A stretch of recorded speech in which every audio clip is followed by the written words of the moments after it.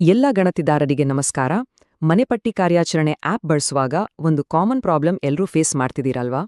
ಹೌದು, ಅದೊಂದು ತಾಂತ್ರಿಕ ಸಮಸ್ಯೆ. ಇದರಿಂದ ತುಂಬಾ ಜನಕ್ಕೆ ಕಿರಿಕಿರಿ ಆಗ್ತಿದೆ.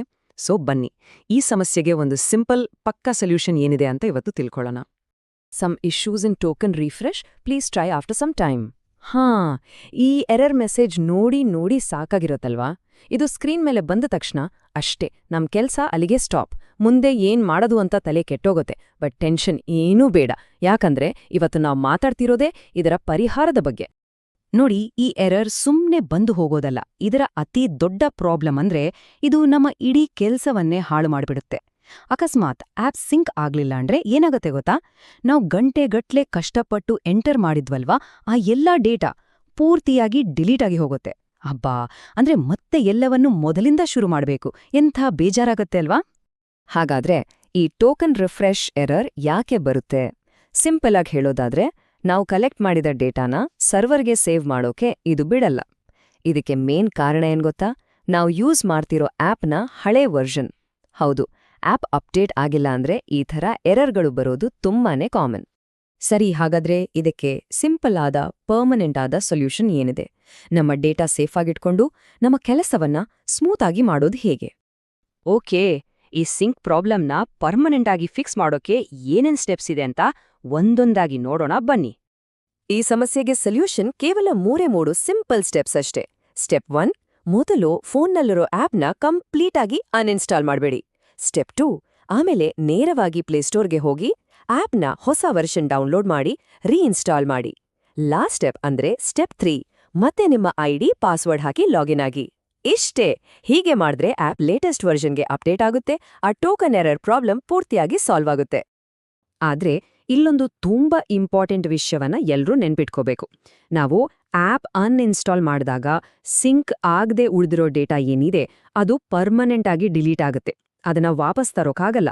ಅಂದ್ರೆ ಆ ಡೇಟಾವನ್ನ ಮತ್ತೆ ಫಸ್ಟಿಂದ ಎಂಟ್ರಿ ಮಾಡ್ಲೇಬೇಕು. ಸರಿ, ಮುಂದೆ ಈ ರೀತಿ ನಮ್ಮ ಡೇಟಾ ಲಾಸ್ ಆಗ್ಬಾರ್ದು ಅಂದ್ರೆ ಏನ್ ಮಾಡ್ಬೇಕು? ಇಲ್ಲಿದೆ ಒಂದು ಪ್ರೋ ಟಿಪ್. ಇದೊಂದು ಒಳ್ಳೆ ಅಭ್ಯಾಸ ಮಾಡ್ಕೊಳ್ಳಿ. ಪ್ರತಿ 5 ಮನೆಗಳ ಸರ್ವೆ ಮುಗಿದ ತಕ್ಷಣನೇ ಒಮ್ಮೆ ಸಿಂಕ್ ಬಟನ್ ಪ್ರೆಸ್ ಮಾಡಿ.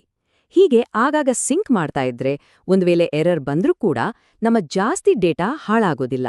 ಇದನ್ನ ಮರಿದೇ ಪಾಲಿಸಿ. ಓಕೆ, ಆಪ್ನ ಟೆಕ್ನಿಕಲ್ ಪ್ರಾಬ್ಲಮ್ ಹೇಗೆ ಸರಿ ಮಾಡೋದು ಅಂತ ನೋಡಿದ್ವಿ. ಈಗ ಡೇಟಾ ಎಂಟ್ರಿ ಮಾಡುವಾಗ ನಾವು ಮಾಡುವ ಕೆಲವು ಕಾಮನ್ ಮಿಸ್ಟೇಕ್ಸ್ಗಳನ್ನ ಹೇಗೆ ಅವಾಯ್ಡ್ ಮಾಡಬಹುದು ಮತ್ತೆ ನಮ್ಮ ಕೆಲಸವನ್ನ ಇನ್ನೂ ಸ್ಮೂದಾಗಿ ಮಾಡೋದು ಹೇಗೆ ಅಂತ ನೋಡೋಣ. ಫೀಲ್ಡ್ ವರ್ಕ್ನಲ್ಲಿ ನಮ್ಗೆಲ್ಲರಿಗೂ ಒಂದೇ ಸಿಚುವೇಶನ್ ಎದುರಾಗತ್ತೆ. ಅಂದ್ರೆ ಒಂದೇ ಬಿಲ್ಡಿಂಗ್, ಆದ್ರೆ ಅದರಲ್ಲಿ ಬೇರೆ ಬೇರೆ ಕುಟುಂಬಗಳು ವಾಸವಾಗಿರ್ತವೆ. ಇಂಥ ಟೈಮಲ್ಲಿ ಡೇಟಾವನ್ನ ಹೇಗೆ ಎಂಟರ್ ಮಾಡಬೇಕು? ಸ್ವಲ್ಪ ಕನ್ಫ್ಯೂಸಿಂಗ್ ಅಲ್ವಾ? ಇಲ್ಲಿ ನೋಡಿ, ಸರಿ ಯಾವುದು ತಪ್ಪು ಯಾವುದು ಅಂತ ಕ್ಲಿಯರ್ ಆಗಿ ಕೊಟ್ಟಿದೆ. ಇದನ್ನ ಚೆನ್ನಾಗಿ ನೆನ್ಪಿಟ್ಕೊಳ್ಳಿ. ಒಂದೇ ಬಿಲ್ಡಿಂಗ್ನಲ್ಲಿ ಬೇರೆ ಬೇರೆ ಫ್ಯಾಮಿಲಿ ಇದ್ರೆ ಪ್ರತಿ ಸಪರೇಟ್ ಫ್ಯಾಮಿಲಿಗೂ ಹೊಸ ಜನಗಣತಿ ಮನೆ ಅಥವಾ ನ್ಯೂ ಸೆನ್ಸಸ್ ಹೌಸ್ ಅಂತಾನೆ ಸೆಲೆಕ್ಟ್ ಮಾಡಬೇಕು. ಯಾವುದೇ ಕಾರಣಕ್ಕೂ ರಿಪೀಟ್ ಆಪ್ಷನ್ ಬಳಸಲೇಬಾರ್ದು. ಯಾಕಂದ್ರೆ ರಿಪೀಟ್ ಅಂತ ಕೊಟ್ರೆ ಅದು ಹೊಸ ಮನೆ ಅಂತ ಕೌಂಟ್ ಆಗಲ್ಲ. ಬದಲಿಗೆ ಹಳೆ ಮನೆಯಲ್ಲೇ ಇನ್ನೊಂದು ಭಾಗ ಅಂತ ತಪ್ಪಾಗಿ ರೆಕಾರ್ಡ್ ಆಗ್ಬಿಡುತ್ತೆ. ಮುಂದಿನದು ಇನ್ನೊಂದು ಇಂಪಾರ್ಟೆಂಟ್ ಟಿಪ್. ನಾವು ಸರ್ವೆಗೆ ಹೋದಾಗ ಕೆಲವೊಮ್ಮೆ ಮನೆಗೆ ಬೀಗ ಹಾಕಿರ್ತಾರೆ ಅಥವಾ ಮನೆಯಲ್ಲಿ ಯಾರೂ ಇರೋದಿಲ್ಲ. ಇಂಥ ಸಂದರ್ಭದಲ್ಲಿ ಏನ್ ಮಾಡಬೇಕು? ಇದರ ಸರಿಯಾದ ಪ್ರೊಸೀಜರ್ ಏನು ಅಂತ ಈಗ ನೋಡೋಣ. ಇಂಥ ಸಿಚುವೇಶನ್ನಲ್ಲಿ ನಂಬರ್ 1 ರೂಲ್ ಏನು ಅಂದ್ರೆ, ಯಾವುದೇ ಕಾರಣಕ್ಕೂ ಆ ಮನೆಯ ಸೆನ್ಸಸ್ ನಂಬರನ್ನ ಸ್ಕಿಪ್ ಮಾಡ್ಲೇಬಾರ್ದು. ಆ ಸಂಖ್ಯೆಯನ್ನ ಬಿಟ್ಟು ಮುಂದಕ್ಕೆ ಹೋಗೋ ಹಾಗಿಲ್ಲ. ಅದನ್ನ ಕಂಪಲ್ಸರಿ ರೆಕಾರ್ಡ್ ಮಾಡ್ಲೇಬೇಕು. ಹಾಗಾದ್ರೆ ಖಾಲಿ ಮನೆಗಳನ್ನ ಹೇಗೆ ರೆಕಾರ್ಡ್ ಮಾಡೋದು? ಸ್ಟೆಪ್ ಬೈ ಸ್ಟೆಪ್ ನೋಡೋಣ. ಮೊದಲು ಆ ಬಿಲ್ಡಿಂಗ್ನ ಸೆನ್ಸಸ್ ನಂಬರ್ ಅಂದ್ರೆ CN ಅನ್ನ ಎಂಟರ್ ಮಾಡಿ. ಎರಡನೇದಾಗಿ ಹೊರಗಿನಿಂದ ನೋಡ್ದಾಗ ಏನೇನು ಡೀಟೇಲ್ಸ್ ಕಾಣಿಸ್ತೋ ಅಂದ್ರೆ ಗೋಡೆ, ನೆಲ, ಯಾವ ಮೆಟೀರಿಯಲಿಂದ ಮಾಡಿದೆ ಅನ್ನುವಂಥ ವಿವರಗಳನ್ನ ಫಿಲ್ ಮಾಡಿ. ಮೂರನೇದಾಗಿ ಹೋಮ್ ಪೇಜ್ಗೆ ವಾಪಸ್ ಬನ್ನಿ. ಆಗ ಆ ಎಂಟ್ರಿ ಇನ್ಕಂಪ್ಲೀಟ್ ಅಂದ್ರೆ ಅಪೂರ್ಣ ಅಂತ ಸೇವ್ ಆಗಿರುತ್ತೆ. ಆಮೇಲೆ ಯಾವಾಗ ಮನೆಯವರು ಸಿಗ್ತಾರೋ ಆಗ ಮತ್ತೆ ಅದೇ ಎಂಟ್ರಿಯನ್ನ ಓಪನ್ ಮಾಡಿ ಪೂರ್ತಿ ಸರ್ವೆ ಮುಗಿಸ್ಬೋದು. ಸಿಂಪಲ್ ಅಲ್ವಾ?